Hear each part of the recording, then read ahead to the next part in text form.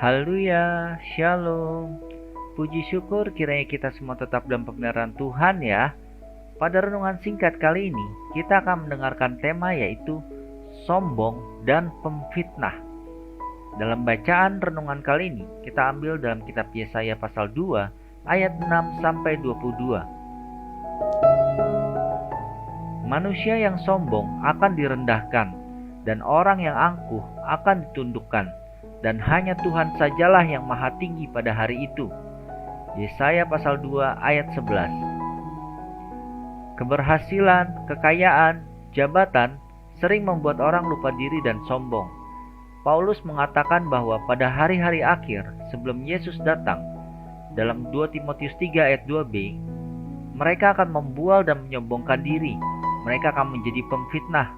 Perihal kesombongan, Salomo menulis demikian dalam Amsal pasal 16 ayat 18. Kecongkakan mendahului kehancuran, dan tinggi hati mendahului kejatuhan. Bila saat ini kita sedang berada di atas angin, berhati-hatilah dan waspadalah, jangan kita jatuh. Sebagai seorang raja, Raja Herodes memiliki segala-galanya dan bisa melakukan apa saja, termasuk menganiaya dan membunuh jemaat Tuhan. Dalam Kisah 12 ayat 2-3a, ia menyuruh membunuh Yakobus saudara Yohanes dengan pedang. Ketika ia melihat bahwa hal itu menyenangkan hati orang Yahudi, ia melanjutkan perbuatannya itu dan menyuruh menahan Petrus. Raja Herodes menyukai pujian manusia. Ia suka membual, sombong, dan meninggikan diri sendiri.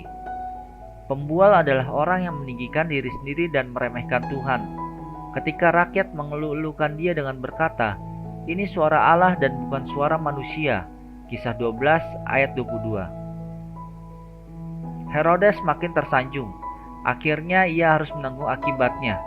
Dan dalam Kisah Para Rasul pasal 12 ayat 23, dan seketika itu juga ia ditampar malaikat Tuhan karena ia tidak memberi hormat kepada Allah.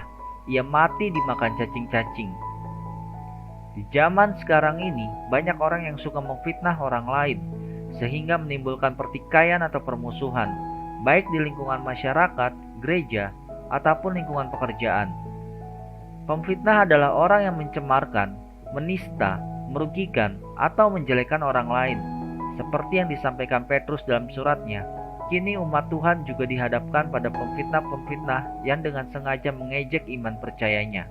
Dalam 2 Petrus pasal 3 ayat 3, bahwa pada hari-hari zaman akhir akan tampil pengejek-pengejek dengan ejekan-ejekannya, yaitu orang-orang yang hidup menuruti hawa nafsunya. Di akhir renungan singkat kali ini, saya akan membacakan kata-kata penutup bagi kita semua.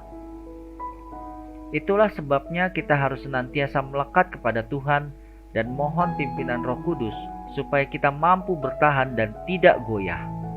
Haleluya. Amin.